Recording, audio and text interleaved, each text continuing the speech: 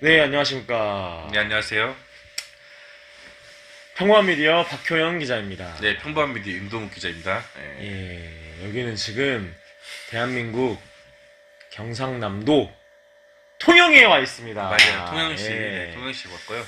예, 지금 윤동욱 기자가 근무하고 있는 동물원이 테마파크 특성상 보통 이제 주말에 또는 공휴일에 근무를 하는데, 방침이 좀 바뀌어가지고요. 한 달에 한 번씩 직원들이 주말에도 쉴 수 있게 됐습니다. 맞습니다. 그래가지고 이제 처음으로 이제 동욱이가 거의 3년 만에 이제 토요일에 이번 주 토요일 일요일 쉬게 돼가지고요. 네, 제 와이프 아들 그다음에 우리 정혜민 크루 이렇게 둘이 포함해서 5명이서 통영 거제 여행을 왔습니다.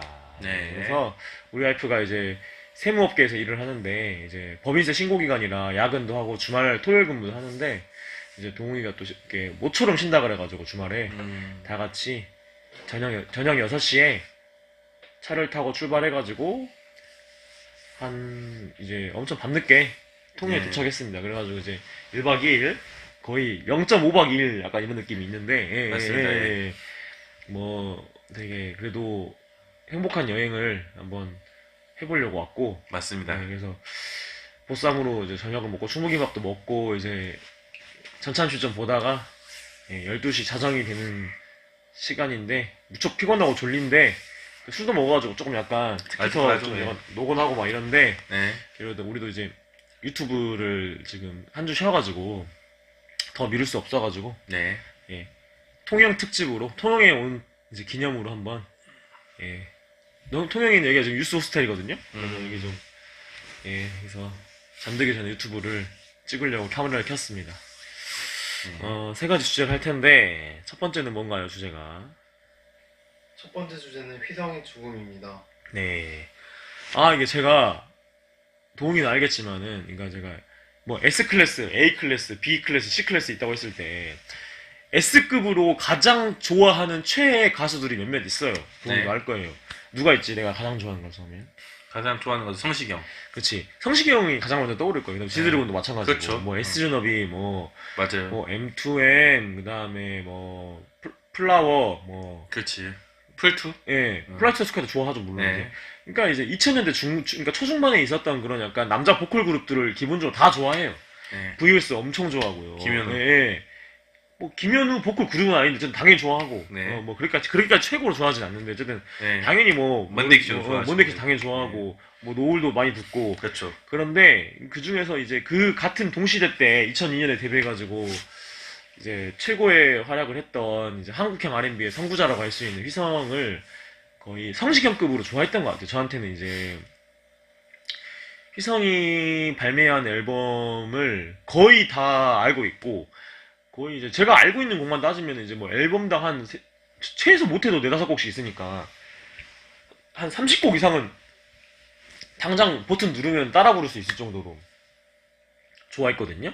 되게 즐겨 듣고 무지하게 많이 듣고 따라 부르고 노래방에서 이제 휘성에 빙의 돼가지고 노래를 불러보고 그럴 정도로 되게 좋아했고, 그러니까 휘성이 만들어낸 AR을, 그러니까 GD가 이런 게 많이 하잖아. AR 깔아놓고 막 래퍼 하잖아. 네. 휘성도 AR 깔아놓고 막 애드립 하거든. 네. 이게 위드미부터 시작된 거거든. 그러니까 위드미, 불치병, 그다음에 굿바일러, 막 이렇게 이 세 곡이 이제 휘성 한국형 R&B의 이제 진수라고 할 수 있거든. 네. 어쨌든 이 휘성을 정말 아끼고 사랑하고 좋아하는 가수였습니다. 저한테는 정말 좋아했어요. 근데 이제 지지난주 월요일이었죠. 지지난주죠. 그러니까 3월 12일 월요일 저녁에 아직도 기억나. 저녁에 갑자기 이제 갑작스럽게 이제 세상을 기부가 세상을 그렇죠. 떠났다는 이제 소식이 나와서 이제 가장 좀 이렇게 현타가 오고 내 삶에 영향력이 컸던 것 같아. 그게 보통 이제 대한민국에 살고 있는 수많은 사람들이 매일매일 죽으니까 그렇죠. 우리가 근데 접하게 되는 죽음들은 이제 가까운 지인들이 죽을 가능성이 많이 없으니까 네. 보통 이제 연예인들, 유명인들인데 그냥 좀 이름만 알고 있는 사람이 죽어도 조금 충격은 받습니다. 그렇죠. 근데 휘성 같은 경우에는 되게 인생에 되게 약간 잠깐 뭐랄까 되게 타격이 올 정도로 안 그래도 이 휘성의 비보가 들리기 전에 몇 주 전, 한 2주 전만, 3주 전만 해도 제가 유튜브 뮤직에 휘성 폴더를 만들어가지고 휘성 음악을 또 듣고 있었어, 마침. 운전할 때마다 듣고 있었는데, 이런 소식을 듣게 돼가지고 지금 굉장히 지금도 사실 저는 개인적으로 그러니까 되게 딥한 팬으로서 휘성 애도 기간을 거치고 있어요. 지금 저는 그러고 있습니다. 예. 그 이제 얘기해볼 키워드가 3월 10일 저녁 시간대 휘성이 비보가 알려졌다. 그 다음 키워드가 뭔가요? 하필 김세롱과 김세현 문제가 같은 시기에. 이 말씀을 꼭 드리고 싶은 게 아무 상관도 없는 일인데, 그러니까 같은 타이밍에 이게 돌아가신 김세론 씨와 이제 김수현 배우 간에 또는 이제 김수현 배우가 소속된 골드 메달리스트와 김세론 씨 유족 또는 가세현 간의 그런 엄청난 이제 약간 뭐랄까요, 약간 대립 과정이 지금 있잖아요. 이게 연일 언론에 나오고 있고 한데 그러면서 뭐 계엄으로 인한 탄핵 뭐 이건 항상 깔려 있는 거고. 네. 그래서 휘성 씨의 죽음이 또는 그 휘성 씨에 대한 슬픔과 애도가 생각보다 그렇게 덜 크게 나왔던 것 같아요. 제 느낌이. 그러니까 이 정도의 네임밸류 갖고 있는 연예인이 이제 목숨을 잃었으면은 이게 단일 이슈로서 가장 크게 주목받고 이야기돼야 될 게 당연한 건데 네. 그에 비해서 그러니까 연일 이제 김세론 씨 유족이 이제 김수현 씨에 대해서 소속사에 대해서 뭐 연예 대통령 이진호에 대해서 이제 비판을 하고 막 이러다 보니까 주목도가 높고 막 이러잖아요. 아무래도. 그래서 그러니까 상대적으로 주목을 덜 받는 부분이 있어요. 물론 이제 많은 사람들이 충격을 받았겠지만 그래서 조금 안타까운 부분이 있다. 그러니까 타이밍적으로 뭐 누굴 탓할 건 아닌데 되게 좀 안타까운 부분이 있다고 생각해요. 어쨌든 이게 좀 개인적으로 좀 약간 섭섭한 부분이 있습니다. 그래서 예. 더 많은 사람들이 그러니까 휘성의 이름만 알고 있는 사람들 또는 라이터 파인들까지도 휘성 씨의 죽음에 대해서 애도를 했으면 좋겠다는 생각이 들고 예, 그렇습니다.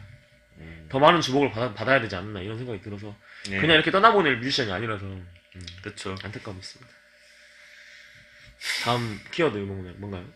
하루 지나고 10일 안에 어떻게든 추모 기사를 쓰려고. 그러니까 10일에 돌아가셨잖아요. 그래서 그러니까 하루가 지나서 그러니까 그 당일날 바로 쓸 수는 없었어. 그러니까 10일에 돌아가시고 이제 한두 시간 만에 뭐 그냥 수많은 언론 기사가 나왔는데 속보 기사가 나왔잖아요. 그냥 단순 사실관계 덧붙여서 또 약간 복붙해서 기사를 쓰고 싶진 않았고 나름대로 트리뷰 그러니까 헌정 기사를 쓰고 싶었는데 애도 기사를 쓰고 싶었는데 이게 쉽지 않았던 것 같아. 그러니까 마음을 추스리는 것도 쉽지 않았고 마음을 다잡고 뭔가 정보를 파악해서 뭔가 나만의 언어로 기사를 써야 되잖아요. 그래서 그 기사를 쓸 수 있는 마음 상태를 다잡는 일이 쉽지 않았어. 그래가지고 이제 11일 안에 쓰고 싶었거든. 네.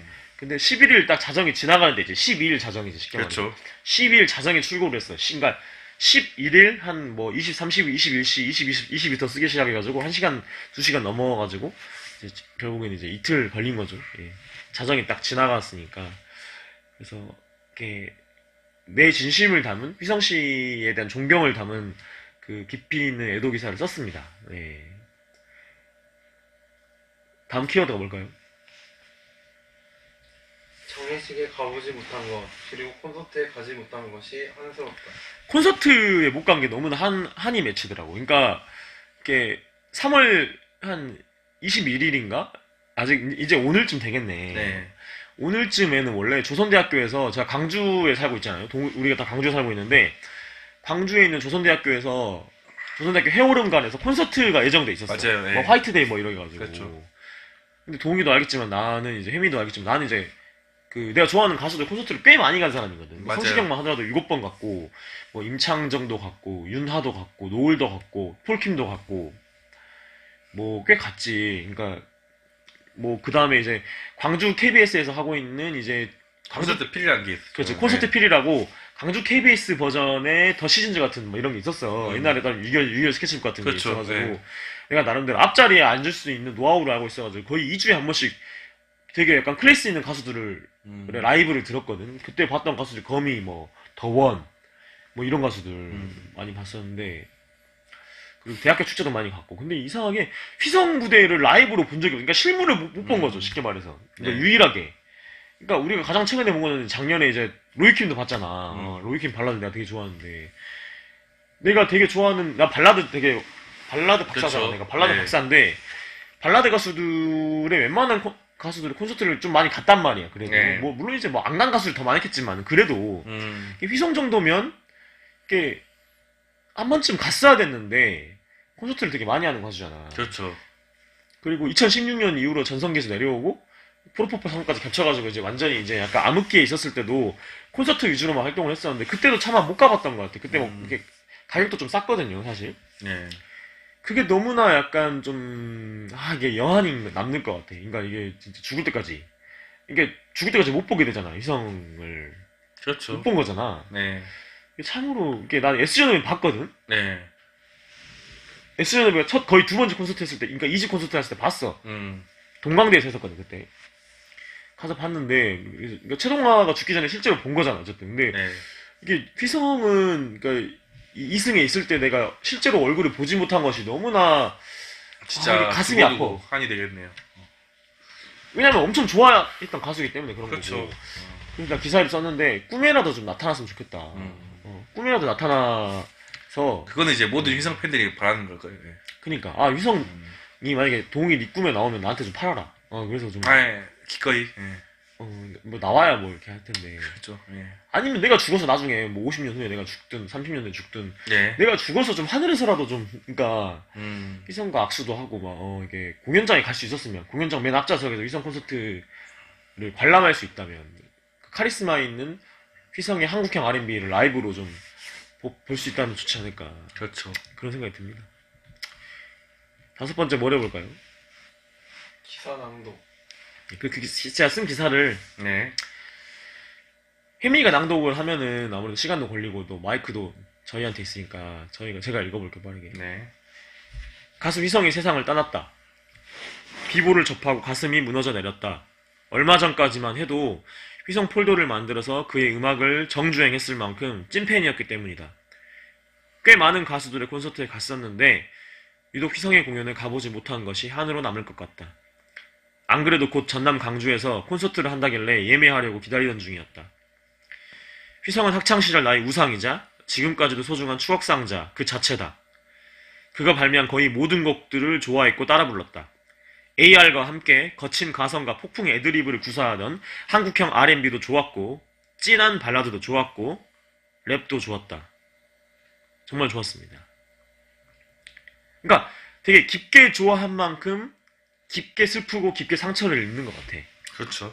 그건 당연한 거잖아. 당연하죠. 그러니까 이게 과거 S존의 최동화도 그렇고, 그러니까 수많은 자살한 연예인들을 보면 좀 약간 충격이긴 해. 네. 뭐 이성윤 씨도 그렇고, 뭐 그렇죠. 김세론 씨도 마찬가지인데, 네. 근데 내가 그렇게 막 좋아하는 연예인이 누구야, 좋아하는 가수가 누구야 했을 때, 뭐 이성균이요, 김세론이요 이러진 않았거든. 근데 최동화요, S존의 최동화요, 휘성이요, 또는 신해철은 되게 나한테 좀 컸던 것 같긴 해. 신해철 죽음 자살은 아니지만 되게 크게 되게 약간 내가 영향을 받았고 그 이후에도 내가 막 되게 힘들어하고 했었는데 그렇죠. 이 휘성도 이게 못지 않지 않을까 지금 오랫동안 그러지 않을까 싶습니다. 그러니까 자면서 또는 내가 잠에 들 때 또는 약간 운전하고 막 이럴 때 문득 막 계속 떠올라 휘성이 없다는 것 자체를 막 되게 막 스스로 상기하게 돼 믿기지가 않아서 아직도 이런 게 있습니다. 그는 2002년 데뷔해서 6장의 정규 앨범, 5장의 미니 앨범을 비롯해서 수없이 많은 곡들을 냈다. 좋아하는 곡 리스트만 뽑아봐도 무지 많은데 1집 안되나요 전할 수 없는 이야기 하늘에서 인컴플리트 2집 다시 만난 날 I am missing you with me 사랑하지 않을 거라면 플레이어 미안 미인 3집 누구와 사랑을 하다가 불치병 세븐데이즈 일생을 Dear My Friend 4집 1년이면 울보 하늘을 걸어서 굿바이 러브 내가 너를 잊는다 5집 사랑을 마시다 다쳐도 좋아 만져주기 6집 주르륵 사랑의 몹쓸병 등등 정규 앨범에서만 제가 알고 있고 되게 즐겨 따라 부르던 곡들만 이 정도입니다. 그 이후로 발매한 미니 앨범과 싱글곡, 뭐 OST 다 좋아해요. 뭐 살아서도 죽어서도, 세상이 우리를 막아서도, 뭐 그다음에 눈물길, 그다음에 울지마 바보야 이거라든지 네. 결혼까지 생각했어. 뭐 그쵸. 등등등등등. 그다음에 팝송도 있죠. 어게인스트 올 와드라도 있고 그다음에 그 아까 그 인썸니아도 있고 막 있어. 어게인스트 올 와드가 되게 좋거든. 네. 그러니까 거의 모든 곡들을 다 좋아했다고 보면 될 것 같아. 뭐 나락도 있고 되게 좋아하는 거 많은데 그렇죠. 저는 힘듭니다. 뭐 놈들이 온다도 있고 놈들이 온다도 되게 좋아했고 휘성은 스스로 노래하는 사람으로 자기 정체성을 정했다. R&B와 흑인 음악에 대한 열정도 데뷔 초기를 지나면서 점점 더 노래를 잘하는 음악인이라는 본질적인 자기 정체성으로 확장됐다. 그저 노래를 조금이라도 더 잘해보기 위해서 전국 팔도를 누비며 노래 잘하는 고수들을 찾아다녔던 그였다. 데뷔 전만 해도 댄서였던 그는 노래에 소질이 없었다고 한다. 그러나 뼈를 깎는 노력으로 대한민국에서 손꼽히는 보컬리스트가 됐다. 휘성씨가 휘성씨가 이제 이게 에스콰이어. 네. 2010년, 이게 잡지죠. 네. 에스콰이어 인터뷰한 대목인데, 동욱이가 한번 읽어줄래? 네. 에스카이어요. 노래가 아니면. 네, 노래가 아니면은 난 사회에 발디딜 틈이 없다. 내가 갖고 있는 노래에 손을 놓아버리면 난 전혀 인정받지 못할 것이다. 아무것도 할 수 없을 거라는 걸 나 스스로 잘 안다. 노래하고 음악 만드는 것 말고 내가 할 수 있는 게 뭐가 있나. 그래서 태풍이 오든 우박이 내리든 그냥 맞는 거다. 가장 영광스러울 때는 대한민국에 이제 그냥 그대로 읽어, 이거 휘성이 네. 말한 거야. 그냥. R&B 가수 하면 휘성을 꼽았을 때 내 첫 번째 목표를 20대에 이뤘으니까 그 다음부터는 R&B를 놓았던 것 같아. 그 이야기를 듣고 나니 내가 굳이 R&B에 목맬 필요가 있을까 싶더라. 나는 음악을 하는 사람이지 R&B를 하는 사람이 아니니까. R&B는 음악에 속하지만 음악이 R&B는 아니니까. 나를 살게 한 건 노래다. 딱 노래. 매일 생각한다. 데뷔 때부터 그랬다. 진짜 24시간 계속.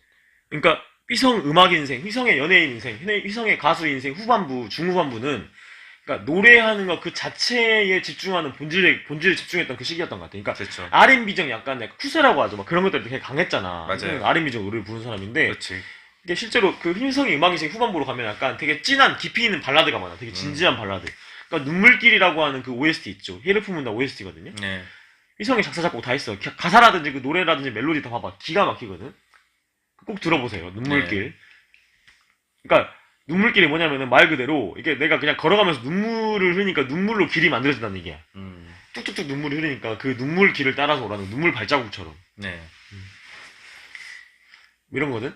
너를 사랑하는 걸 힘이 있을 때 내가 함께 있어야 해. 가사를 기억이 안 들어본 것 같아요. 나는데. 이게 멜로디 너를 사랑하다가 버린 사람아 대답할 수 있을 거야.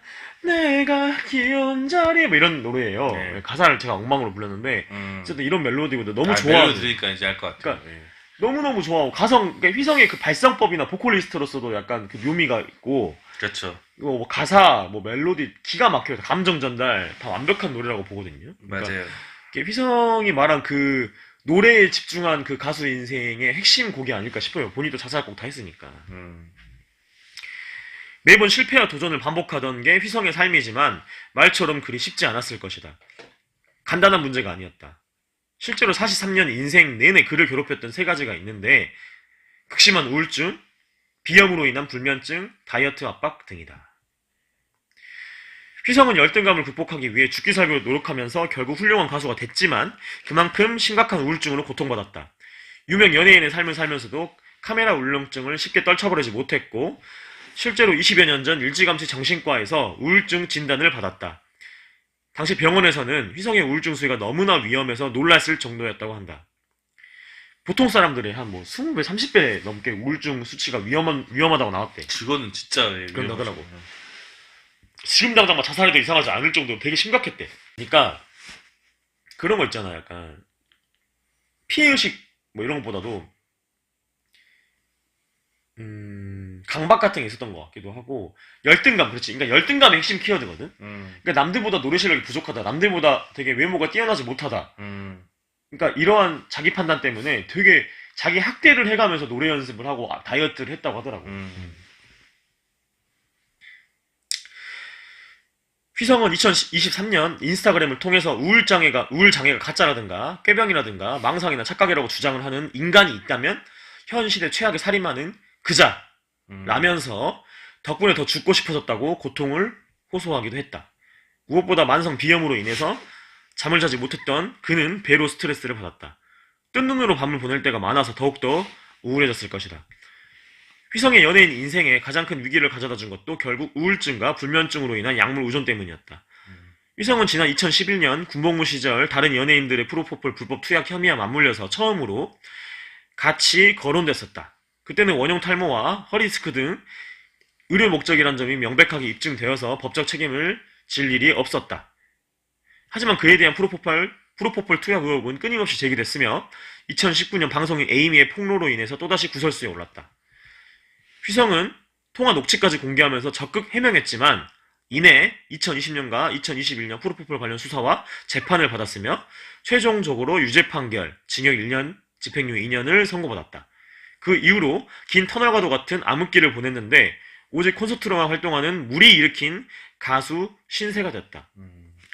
그가 2008년 발매했던 곡 별이 지다라는 노래가 있어요. 별이 지다는 이효리가 이제 피처링이 있고 네. 별이 지다는 사랑했던 연인이 스타가 되어서 자신에게 소홀해지게 된 심정을 하소연하는 내용을 담고 있다. 구체적으로 상실감을 표현하는 가사가 있는데 이런 겁니다. 왜 이리 왜 이리 왜 이리 왜 이리 내 맘은 텅 비어버린 쓸모없는 상자 같은 집 이런 대목이 있어요. 왜 이리 왜 이리 왜 이리 내 맘은 텅 비어버린 쓸모없는 상자 같은지. 그러니까 뭔가 되게 인기 있는 가수였는데 한순간에 마약해서 유죄받은 물이 일으킨 가수가 됐어요. 그러면서 말 그대로 휘성 노래도 이제 나락으로 떨어진 거죠. 네. 이런 암울한 암흑기가 있었어요.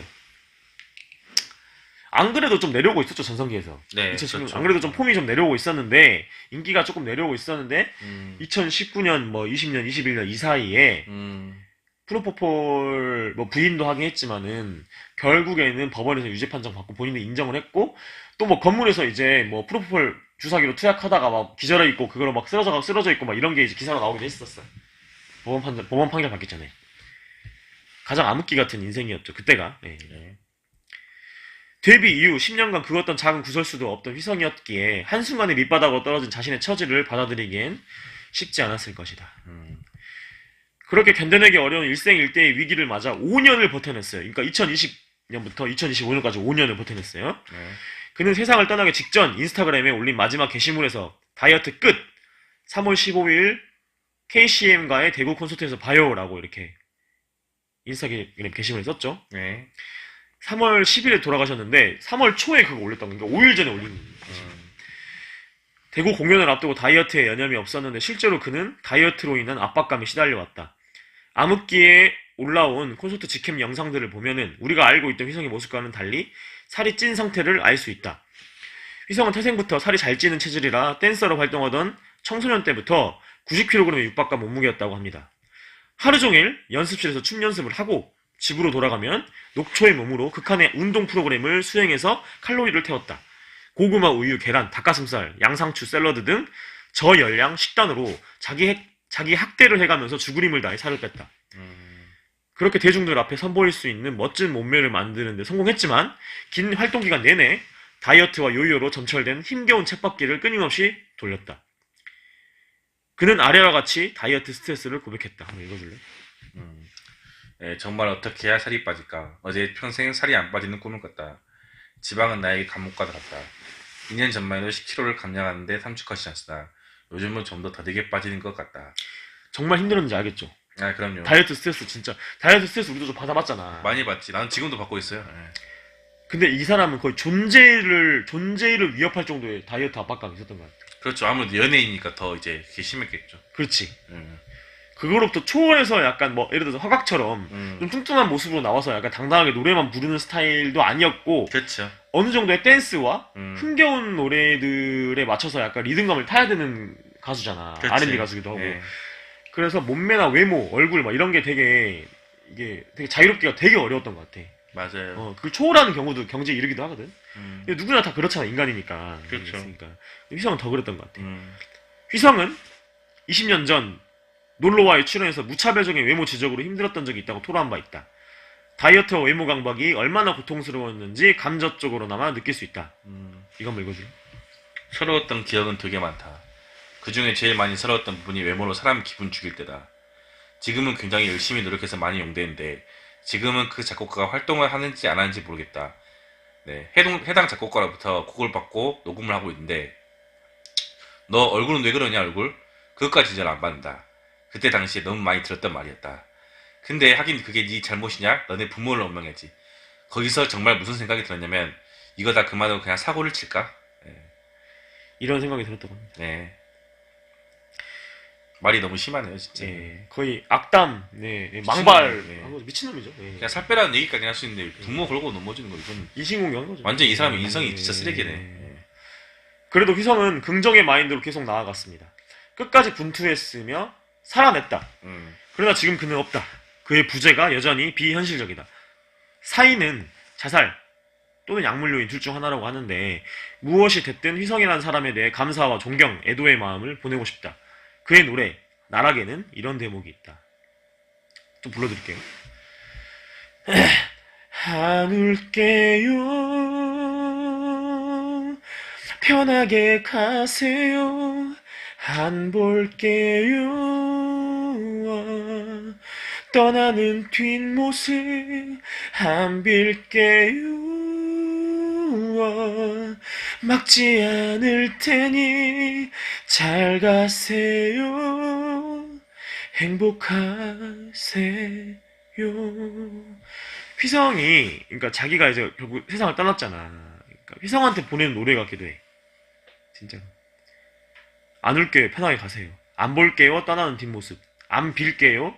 막지 않을 테니 잘 가세요. 행복하세요. 휘성한테 하고 싶은 말. 사실 제 최애 곡은 다시 만난 날이에요. 이 집에 낸 이 믿음이 앨범에 있는 다시 만난 날 되게 노래 좋아하거든요. 그래서 꿈에서라도 휘성이 노래하는 모습을 꼭 다시 보고 싶습니다. 이것도 불러볼까? 네, 이 노래 너도 알지? 그지? 아, 멜로디가 갑자기 생각이 그래? 나네. 떠나지 말라고 거기서 달라고 가는 네 등 뒤에 말 못하고 혼자 울고 있었는데 이대로 네가 다시 돌아선다면 널 다시 말 못하고 보내고 나면 또 네가 없던 날처럼 나 멍하니 너의 생각에 네가 다시 와주기만 애태우며 지낼 텐데 이런 네. 그러니까 되게 지금 희석의 애처로운 상황과 휴지 좀 이게. 상황과 맞물리는 이제 네. 이제 혜민아 휴지 한 번 만나. 눈물 나? 왜 그래 갑자기? 아 좀 날 것 같은데 이게. 왜 희성과 이제 비슷한 음. 희성이 이제 우리 곁을 떠났는데 그 상황과 이제 맞는 가사 부분을 발췌해서 불러봐 사비를 막 부르는 게 아니고 네.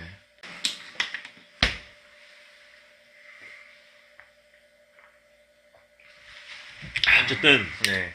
희성에 대해서 제가 이 기사를 계속 다시 곱씹으면 다시 읽어볼 것 같아 계속 네. 뭐 1년이 지나서도 2년이 지나서도 5년 10년이 지나서 다시 읽어볼 것 같아 나 개인적으로는 제가 2021년에 썼던 이제 우리가 최동아 씨가 안치되어 있는 이제 그 낙골당에 갔다 왔거든요. 네, 경기도 광주인가요? 그랬죠. 경기도 네. 광주에 있는 그래서 최동아 10주기 여행기를 갔다 왔는데 여행기를 서남하고 광주에 걸쳐서 갔죠. 그렇지 네.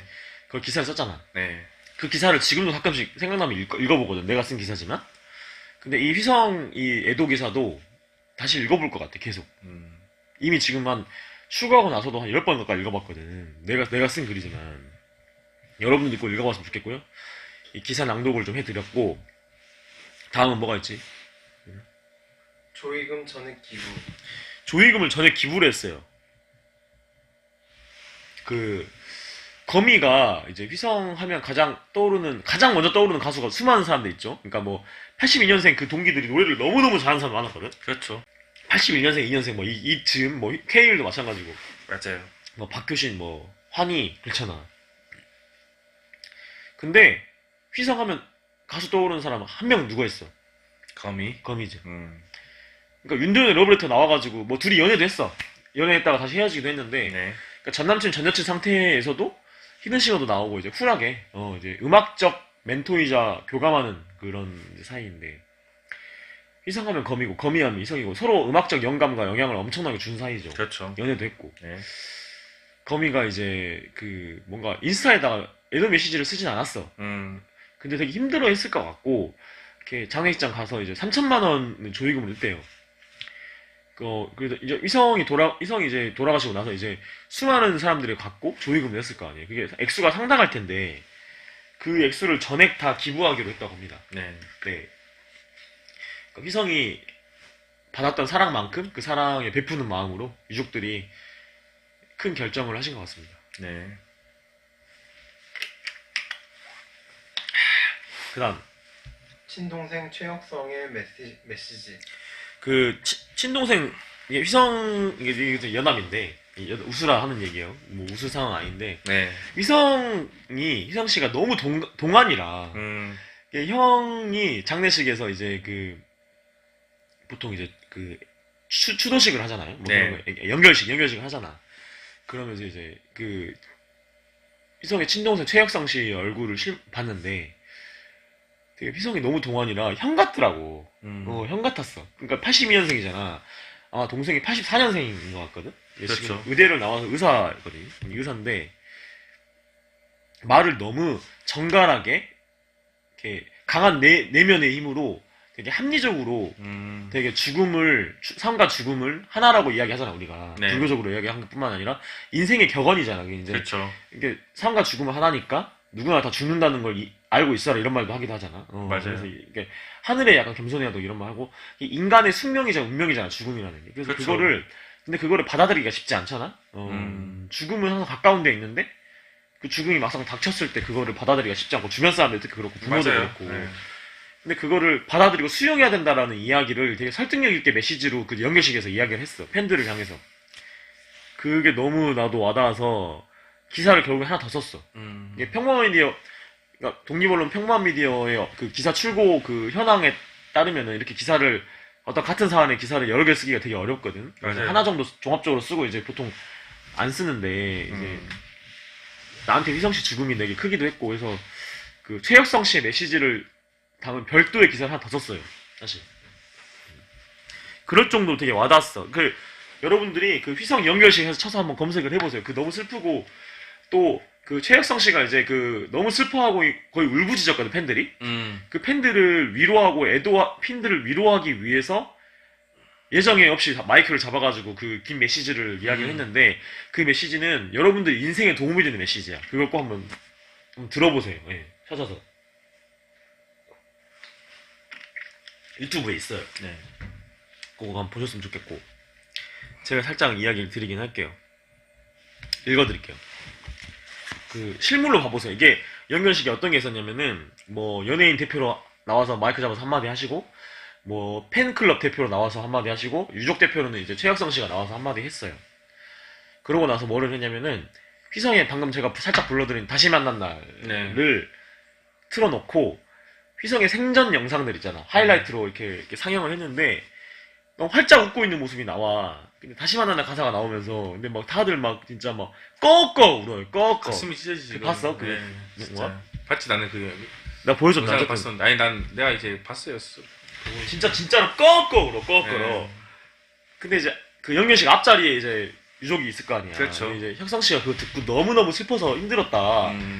그래서 팬들에게 이 슬픔을 승화해서 극복해서 다시 일상을 잘 살아갔으면 좋겠다는 의미로 이렇게 이야기를 해요. 휘성에 대해 여러 가지 되게 담담하게 이야기를 하시거든요. 합리적으로. 너무 좋았어. 읽어드릴게요. 무슨 말했는지. 저희 형은 기본적으로 굉장히 자상하고 따뜻한 사람입니다. 항상 외롭고 쓸쓸한 사람이었습니다. 대신 그 이유를 알고 싶었어요. 저희 가족들도 굉장히 노력을 많이 했고 굉장히 궁금했고 정말 도와주고 싶었어요. 근데 그거는 정말 타인의 노력으로 안 되는 어떤 부분이 있었던 것 같습니다. 그걸 저희 형을 탓할 수도 없고 가족과 팬분들을 탓할 수도 없어요. 자책하는 동료들도 굉장히 많았고 더 슬퍼하는 팬분들도 굉장히 많았어요. 조금 더 잘해줄걸. 내가 왜 못해줬지. 근데 정말 어쩔 수 없는 부분이 있다는 거를 인정을 하셔야 됩니다. 제가 정신과 의사는 아니지만 정신과 의사 친구한테도 굉장히 자문을 많이 구하고 많이 물어봤어요. 이번에 저희 형을 진료해 주셨던 정신과 원장님이 오셔서 한동안 휘성님을 진료했던 정신과 원장은 누굽니다 라고 말씀을 하셨고 이렇게 돼서 유감입니다 라고 말씀하셨어요. 굉장히 노력을 많이 하셨다고 하더라고요. 근데 병이라는 게 그래요. 2018년 5월 저희 아버지가 돌아가실 때도 그렇고 저희 형이 이렇게 됐을 때도 그렇고 사람의 힘으로 어쩔 수 없는 어떤 부분이 있습니다. 그걸 다 할 수 있으면 사실 인간의 삶이 아니라고 생각해요. 모든 노력을 다 기울여도 안 되는 부분이 있어요. 음. 저희가 형과 제가 아버지를 살리려고 했을 때도 그렇고 어머니와 제가 형을 살리려고 했을 때도 똑같았습니다. 그래서 여러분들 너무 자책하지 않으셨으면 좋겠습니다. 그렇지만 갑자기 이런 일이 생긴 거고 우리가 앞으로 이제 할 일에 대해서 어떻게 생각을 해봐야 되느냐를 고민을 많이 했습니다. 아까도 짧게 얘기했지만 인간 최이성의 육신의 삶은 이제 멈췄다고 저는 생각을 하는데 팬분들이 너무 슬퍼하셔서 제가 계속 똑같이 반복적으로 했던 얘기가 있어요. 형이 남겼던 작품과 음악과 노래는 어쩌면 계속 남아있을 거라고 저는 생각을 합니다. 저희가 지금보다 더 나이가 먹고 영정사진 속에 형보다 더 나이가 늙은 할아버지 할머니가 돼도 저희 형의 노력은 계속 남아있고 오히려 어찌 보면 저희보다 더 오래 살 수 있어요. 저는 그렇게 생각합니다. 여러분들이 사실 저희 형을 자주 접할 수 있는 것은 아니었잖아요. 그렇죠? 가끔 공연하면 보고 저야 뭐 자주 마음먹으면 볼 수 있었지만 그런 것처럼 그냥 어딘가에서 잘 자고 쉬고 뭔가를 하고 있거니 라고 생각하시고 또 그냥 가끔은 관심을 살짝 꺼주시고 일상생활을 하셨으면 좋겠습니다. 형의 노래는 계속 남아있을 거예요. 언제든 원하면 들을 수 있고 계속 여러분 곁에 있을 겁니다. 해야 될 일은 저희 형이 잊혀지지 않게 지금 저희 세대에서 끝나는 가수 휘성이 아니라 다음 세대에도 가수 휘성이 그 다음 세대에도 가수 휘성이 또 회자되고 불릴 수 있도록 제가 팬분들한테 그랬어요. 부부 팬들, 아기 데리고 온 팬들 많았는데 애기한테도 저희 형 노래를 들려주세요라고 얘기했어요. 아시죠? 저희 형 노래 듣고 무조건 팬 되는 거. 그렇기 때문에 그 아기도 듣고 자라다 보면 위드미를 흥얼거리고 있겠죠. 그렇죠? 저는 그렇게 생각하고 있으니까 계속 들려주라고 했습니다. 또 들려주고 또 들려주고 그럼 그 친구가 흥얼거리고 있으면 옆에 애들도 따라 부르겠죠. 형이 죽지 않고 계속 우리 곁에 살아 있을 수 있도록 하겠습니다가 핵심 주제였어요. 그래서 이 말을 보고 너무 좋았어. 너무 와닿았고 인생의 어떤 가르침도 되는 것 같기도 하고 그렇죠. 충분히 많이 이제 남들이 안 볼 때 우셨을 것 같고 그렇죠. 너무 되게 어떻게 보면 냉정하다고 볼 수도 있고 어쨌든 되게 좋았어. 그냥 나는 이게 되게 따뜻함도 느껴졌어. 되게 냉철함 속에서 따뜻함이 있다고 생각이 들거든. 이렇게 아니 근데 말하면서 그분도 울컥울컥했어. 꺼이꺼이 막 울고 막 이런 스타일 아니셨어요. 수익이가 억누른 것 같아요. 담담하게 이야기하셨어. 담담하게 얘기하셨는데 그렇죠. 어쨌든 그렇습니다. 위성 내가 존경하는 형, 내가 이게 좀 편하게 얘기할게. 형 앞으로 형 노래 더 많이 따라 부르고 지를 때까지 듣고 계속 따라 부를게. 나중에 꿈에서 나타났으면 좋겠다. 고인의 명복을 빕니다. 네. 저도 고인의 명복을 다시 한번 빌겠습니다. 예. 네. 그곳은 이제 부디 이제 안 아팠으면 좋겠네요. 예. 네.